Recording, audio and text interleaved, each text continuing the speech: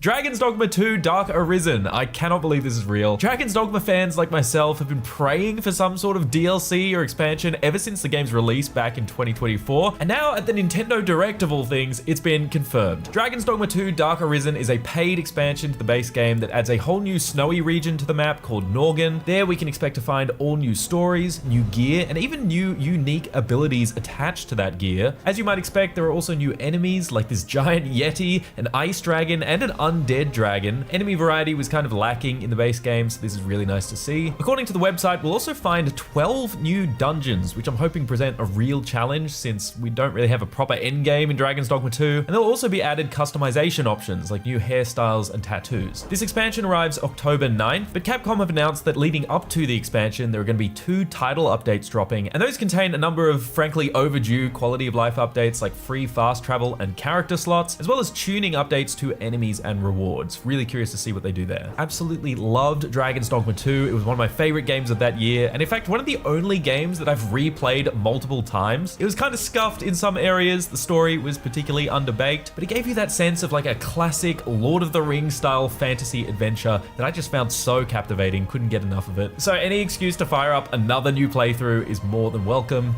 That is absolutely what I'll be doing when this drops.